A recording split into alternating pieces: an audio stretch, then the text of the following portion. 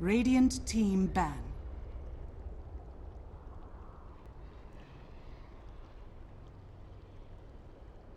Hello guys and welcome back. We're here for the ESL One Manila qualifiers for Southeast Asia and it's the last spot remaining. We'll get ourselves into the draft. The Southeast Asian spot is the last one for ESL One Manila and we've still got a fair distance to go. Still lots of matches to play through as Signature.Trust are going to be facing up against Next Generation from Vietnam. So it's Thailand against Vietnam over in this one.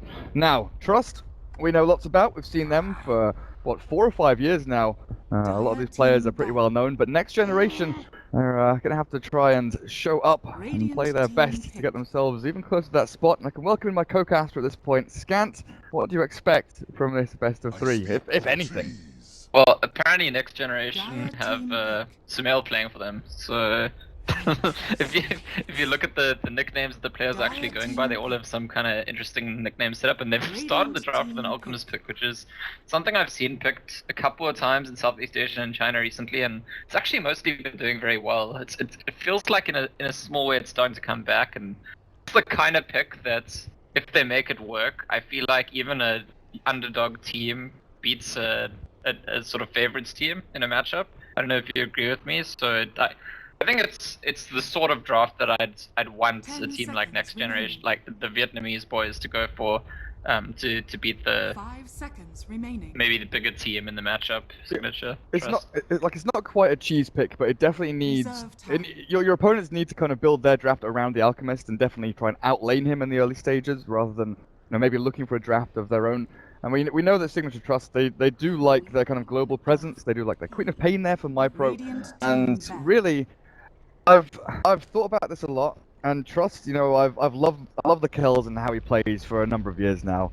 But really, they haven't performed for the past 4 years since like TI2. It's been kind of disappointing for them not being able to qualify or win for any of these big tournaments. If there's any patch for the kills, I think it's this one now. With the Spectre being such a popular hero, I think Signature.Trust, they've got a good crack getting themselves to ESL One Manila. Yeah, I think I agree with that, and this bracket actually looking quite good for Signature.Trust. I think that other than Fnatic, they're probably the team with the most credentials left in the bracket, because the Philippines teams had their own qualifier, and MVP Phoenix got knocked out in I think the first or second round by WG Unity, which is a bit of a surprise.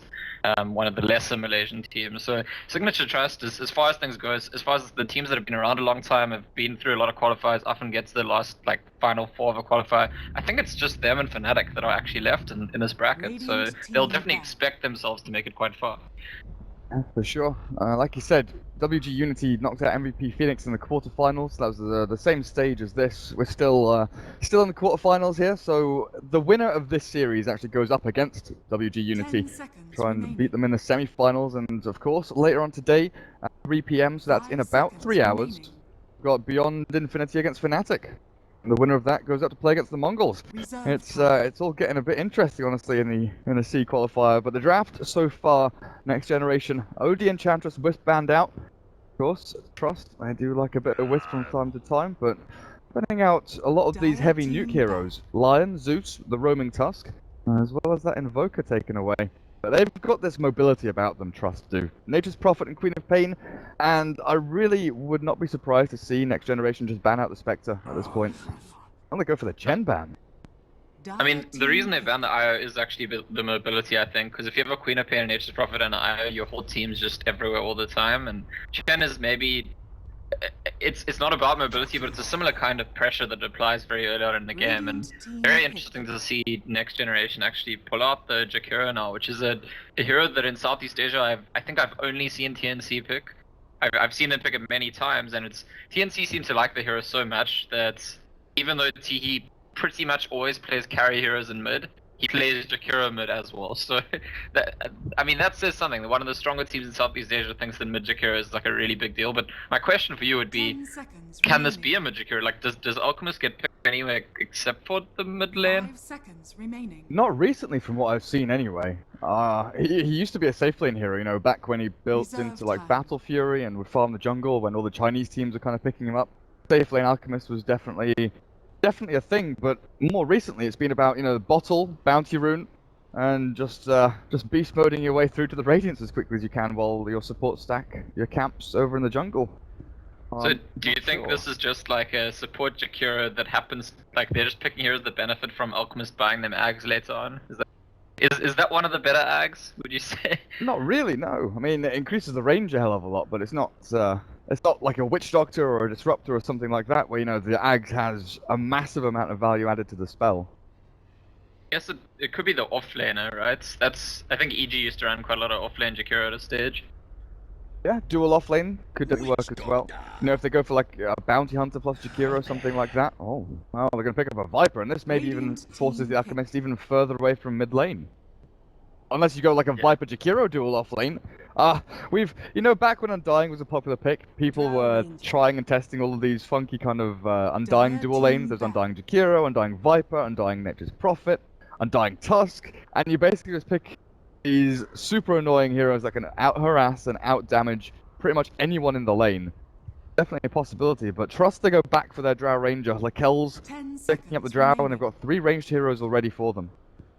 Yeah, and Queen of Pain and Nature's Prophet, I mean, I was talking about TNC earlier, these are kind of the two, I would say the two favored cores to go with the Drow Ranger in a Drow draft that we've seen, certainly in the Southeast Asian region in the last year, so it's going to be more or less the ideal Drow draft for their ones, and I think a Drow draft is maybe good against an Alchemist draft, because you apply that pressure, you group up quite early, and you can really exploit the fact that the Alchemist is still farming to get online. It really depends, if the Alchemist gets the perfect first 15 minutes, then it'll already be online before the Drow strat is you know, knocking on their door, but the Alchemist is a little bit slowed down. It might never be able to catch up with the pressure from all the towers going down by the Drow strategy.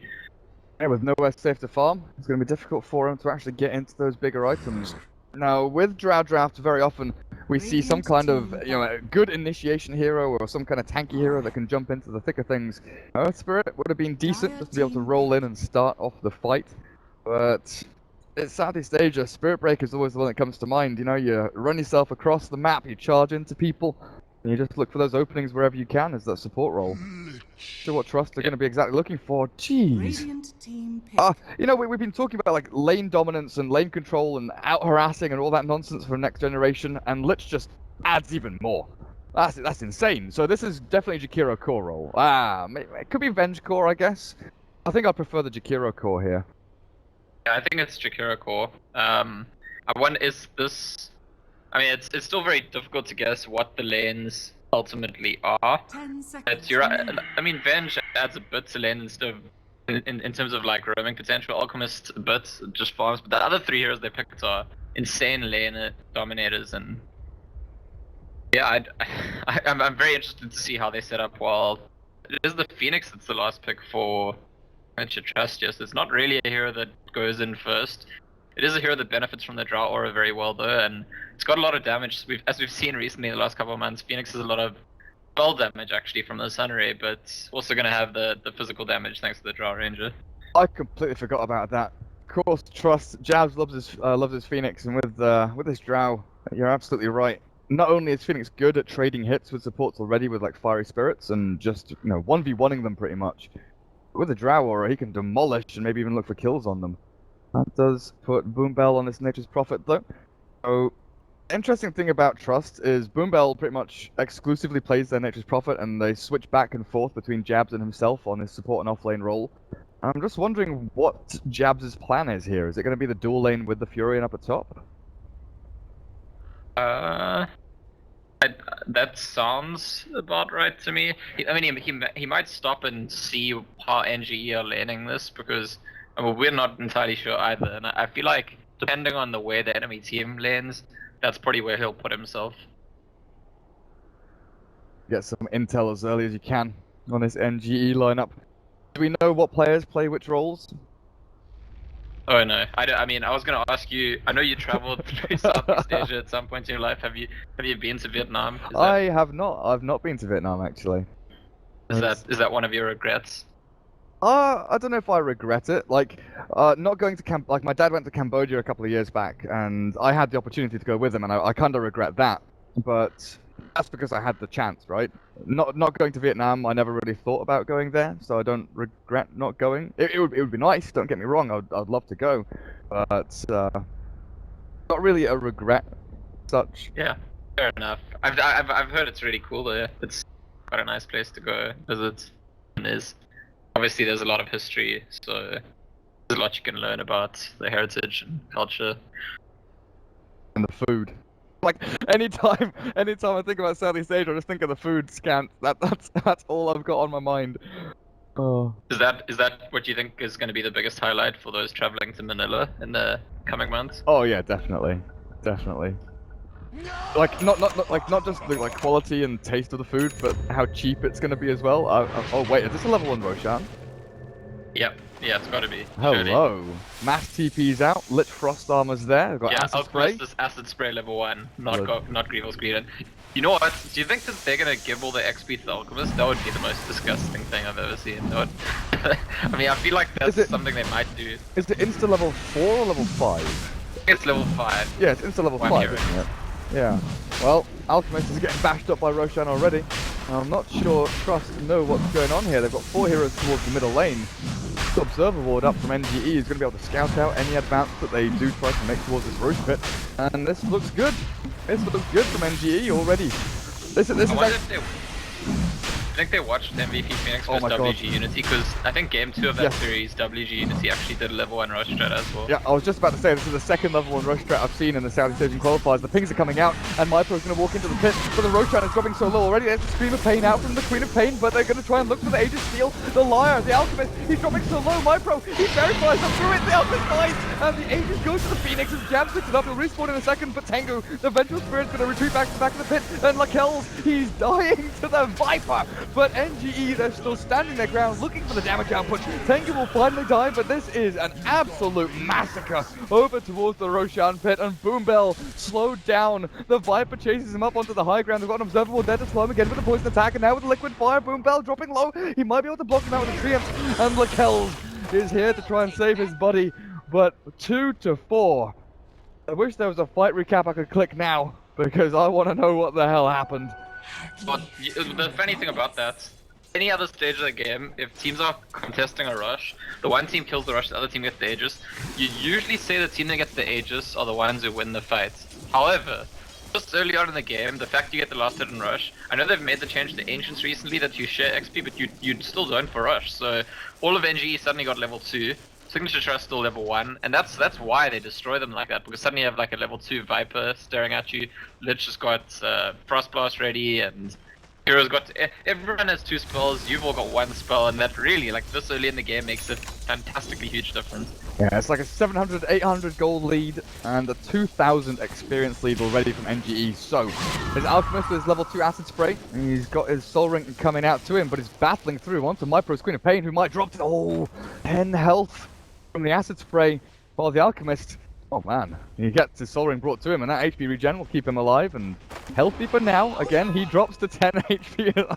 Oh, it's just so close between these two. But let's have a look at these lanes, which we haven't really paid attention to. Magical on this Lich, and Mr. Viper. Not going to try and pronounce that name. Just call him Dat. Dat the Viper down in his bottom lane. So it is Lich and Viper up against this Witch Doctor and Drow Ranger. While Alchemist, 1v1 against the Co-op. Jakiro and Phoenix, they're going to have this little battle, little skirmish up on the high ground. Jabs and Dr. Pushin. So it's support Jakiro for now, while Tengu playing the Vengeful Spirit up at top. Is this transitioning into one-roll Venge? Because he's in a 1v1 against Nature's Prophet, and that's definitely not the easiest lane.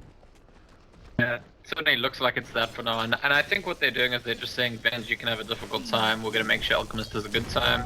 So Alchemist is more important, and in that sense, the Venge is the core more than the Jakiro, but both of them are really ports relative to the Alchemist. You know, it's both of them just need their levels, a little bit of farm, not really that much else, and if the Alchemist gets this farm, they probably figure they'll be in a good position. Seems like it's definitely the centerpiece of this draft. Southeast Asian Dota, I mean, I tweeted out earlier, we're going to see some crazy drafts and some insane plays, and it's already beginning. It's already beginning. MyPro, 10 last hits, 16 for the Alchemist though, and this is actually insane, because usually, you know, you see the Queen of Pain as being the laning counter to Alchemist. People picked Queen of Pain to really shut him out, control him up, and make sure he cannot last hit in lane.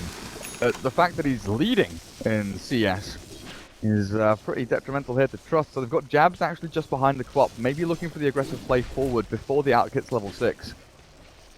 Yeah, the thing is that normally the Queen of Pain can start dominating level 1 when she's got Shadow Strike and Alchemist only has Grieval's Greed, but in this game that wasn't ever a thing because the Alchemist had level 2 from the beginning of the game, and so he I think quite rightfully so got aggressive early on. We saw that trade where they both nearly died, and I think that's the kind of move he has to make, and he's going to go farm a stack super early in the game. 3.5 minutes in. What is it, level 3 Acid Spray? They threw out a Liquid Fire. Jakiro's been stacking this up and the pings are coming out. Nothing really that Trust can do about that too much. I mean, you look at where Boombell is and he's got his phase boots and he's running himself across. Maybe he can find the Alchemist. Maybe he can actually pick him off because of the Liar. 200 health. They're actually converging in onto his location and jab. There we go, Sprout into kill. Good awareness from Trust. He'll even take a couple of kills out of that camp as well, but Jabs, he's in trouble. Dr. Queen turns to fight up against him. That very far is there from Jabs, and actually not going to die. TP's out. He's actually survived through it all. Dire's middle tower is under attack. Dr. Pushin's that like Facebook sticker cat, right? The little cat, yeah. Worthy tribute. That cat, and Dr. Pushin must be like just the doctor version of it. It's kind of cool. Anyway, The cute little chubby cat. It's an important positive trait for Signature.Trust. Unfortunately, the Alchemist had already farmed most of the stack and got pretty much an entire level. I think he even got one of the last hits with the Acid Spray after he died. So it's not the end of the world for next generation. Dire's middle tower is under Not, attack. especially when they've got a Viper who's 15 and 9 and helping to shut out Lakel's Drow Ranger down in bottom lane. He's level 4 on his Radiant's Drow. middle tower is under attack. Viper sitting at level 5 close to level 6, so the kill potential is definitely going to come out here, while Fei Mao, he can't really do anything as a Switch Doctor. He's got to sit back and try and pull and stack and keep his experience going, because you cannot trade hits against this Viper. You're just going to lose out in the long run. Now, the interesting thing here is, I think, that Hero, he's been given mid lane to get his experience while Alchemist and Lich are over in the jungle. So he can actually transition and get himself quicker into that sort of level 7 point. And he's got more into the Liquid Fire and looks to push into towers. But MyPro, on the other hand, he's going to have a much easier laning stage right now. As Jabs, jungle again. Radiant's bottom tower With is MyPro, under they're attack. looking for the Alchemist, but since he's level 6 already, that Chemical Rage means he's difficult to kill. Put it up for half its duration. MyPro wants to try and steal some of these creeps, Viper. but the Viper has arrived. The Queen of Pain will blink herself back and the dive across from Jabs with Boombell here to stop their advance as well. NGE. How many heroes in the jungle, Scant? How many 5. dire heroes in the jungle? 5. What? What's Five- going five on? from NG. Is under attack. I mean, in that sense, it's a win for Signature.Trust. They finally open space for their draw lane. The Nature's Prophet TP's down. They might even get the tier 1 now. But the Alchemist is still getting his farm. And it really does feel to me at this point like NGE's entire strategy is like, let's just get Alchemist the farm that he needs, and everything else will go from there. Oh, it has been blocked up. This sentry ward over here blocks up the large camp. Alchemist has to try and rely on these medium camps for now. While down at bottom lane, the tier 1 didn't drop just yet. Drow and Nature's Prophet trying to make the best of this, but Viper goes on in with a Viper strike onto Boombell. Nature's Prophet's going to have to try and sprout himself, but I don't think he's got enough time or ability to get out of this one. While Viper, the swap back, Tengu wants to get in there with the stun, but he's not in range. Like Els is too quick on his feet with the treads up already. Is under attack. Again, multiple heroes here from NGE converging onto one location. Yeah, and all the while, the Alchemist is farming the jungle. He has 2,600 gold. It seems like he's probably going for that Radiance build. Oh, mid lane, MyPro might get a kill here. Oh, he definitely does, but he's going to die. Now, the trouble there for MyPro is he had the chance to throw the Sonic Wave and just kill the Jakiro outright, but he held onto it. He was being very greedy. He wanted to use the Scream of Pain and try and kill the Jakiro without expending an ultimate. But massively underestimating the damage of Liquid Fire. And who's underestimating what now? Boombell with a Nature's Wrath will kill off the Lich and turns around with a Chain Frost bouncing back onto Boombell. The Liar, the Alchemist, should be able to just punch him in the face. Oh man, that Lich is going to be sad about that one. I mean, he's happy he served his Alchemist well. That's... The Alchemist gets a kill, gets some extra gold, and I thought the Nature's Prophet was avoiding TPing out because he thought Alchemist had stun and Alchemist doesn't have stun, but actually I checked and the Prophet just didn't have TP, so there was no getting out for him really. He basically TP'd onto the corpse of the Queen of Pain and wanted to try and push the lane in. Double Bracer. Bracer for the Nature's Prophet. Not something that I can say I've seen too often. You know, double nulls, sure enough. It looks like he's going to go double bracer into blade mail. He's got that Yeah. chainmail there. I mean, it fits the flavor a bit better actually than the double null into blade mail. I don't know why it's not been done before. You know, if your build is about blade mail, why not be a bit more tanky so that get a bit more out of the blade mail? Bottom tower has fallen. We'll see exactly what it does. Of course, it could be, you know, it could be a mech, it could just be the buckler, stuff like that. Double damage in for MyPro's Queen of Pain. She's struggling. She's definitely struggling. Sitting at level 7 right now, but it's a net worth 2,600. I mean, just finishing treads, isn't she? Or not even finishing treads. What, for 8 minutes? Definitely would love to be a little bit further ahead while you take a peek at the Alchemist. And he's got his relic. 8.5 minutes in. Is this going to be a 10-minute Radiance? I mean, at this rate, it probably will be. And I was discussing how Drow Draft could be good against Alchemist Draft because you know, you shut them down before the Alchemist gets farming, but if you've killed 2 or 3 towers and he's got Radiance, it's probably not enough shutting down. You're gonna have to deal with the Alchemist.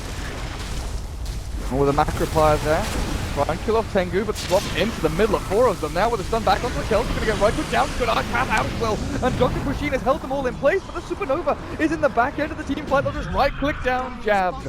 And the Viper gets a double kill, looking for more.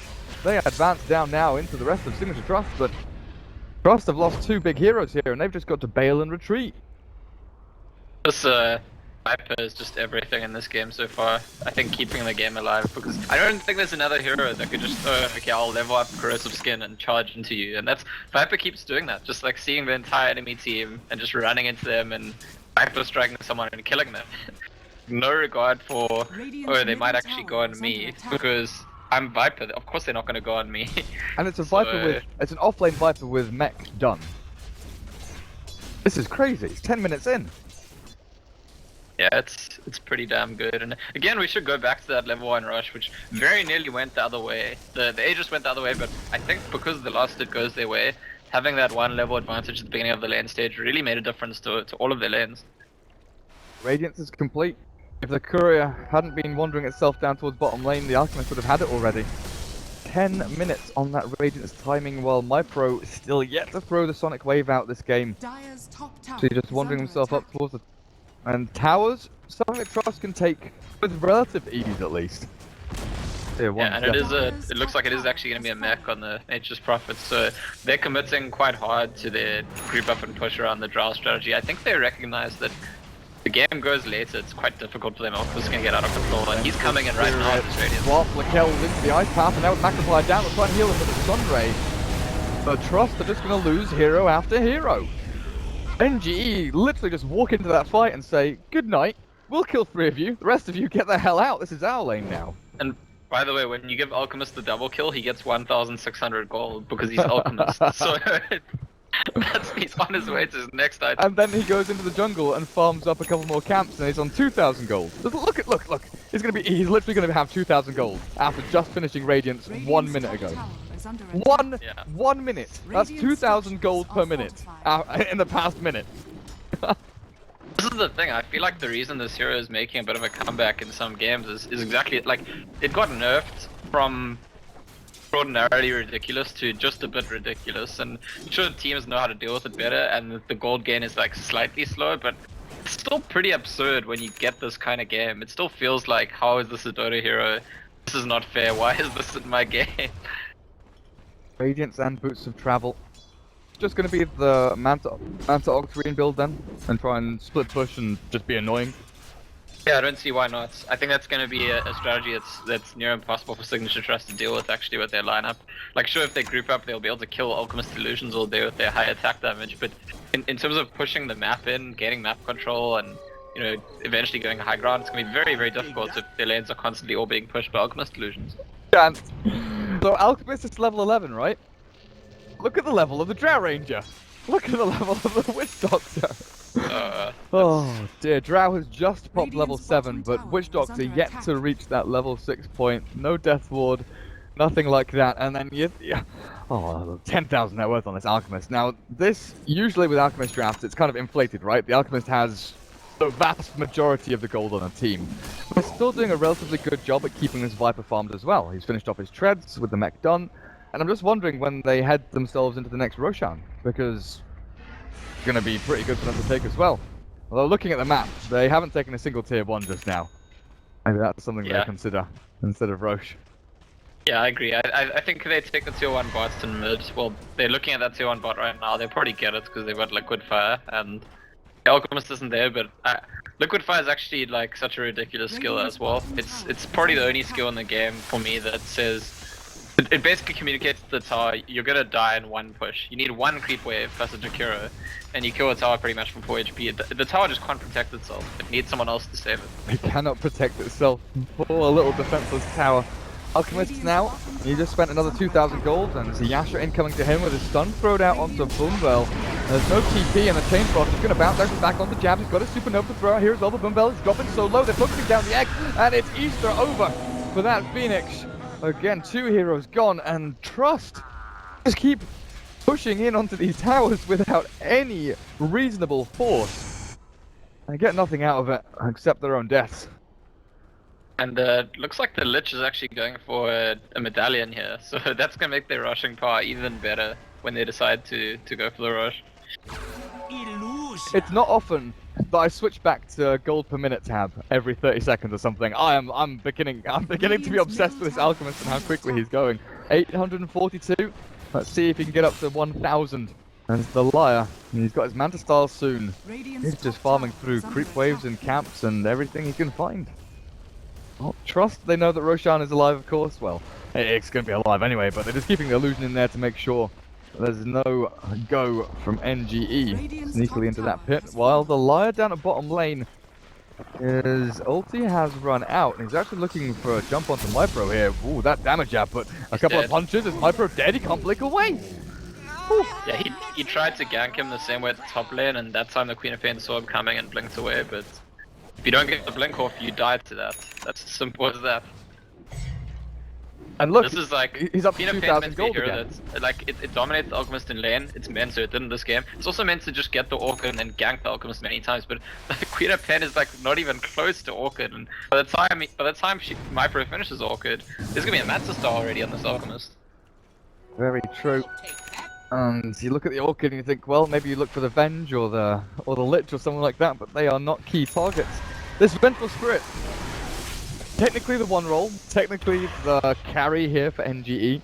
Not so great on the net worth or the actual itemization, but still keeping par with the Power Ranger is perfectly fine. And of course, it's all about the scaling. You know, Vengeance Aura, Wave of Terror, the stun is decent, but it's just ramping up this Alchemist, giving him as much as you possibly can. As Faye Mao's down the bottom lane, the Liar, he's going to stun himself, and the Witch Doctor will attempt to TP away. The complete is there, so the Alchemist doesn't get in. Any further kills, the Kells will also retreat himself away, but just look, Manta, Radiance, Boots of Travel, 1,500 gold again. Right. Octarine Core is not too far away, and there goes the full 5-man disconnect. Land Cafe is dead. RIP. Yeah. Hopefully they'll be able to sort this out, because okay, yeah, they're coming back, because game looking pretty good for the Vietnamese team right now. I wanted to ask you, do you think that it's likely that the Alchemist will overtake the entire Signature.Trust team in net worth? Because right now he's at 15k, Signature.Trust at 21k. I feel like he's gaining on them. It's like his net worth might overtake an entire team's net worth. It's already, I think, he's about even with the rest of his team. They've got another 15k between them. Crazy, absolutely crazy. Well, they'll head themselves into the Roche pit. Dr. Pushin's Jakiro, he's got a 4-staff ready and a smoke over in his staff. Oh, Hammer dominated the Tengu. I guess you just give it to the Alchemist, right? There's no reason not to. Alchemist, yeah. You've got to hit.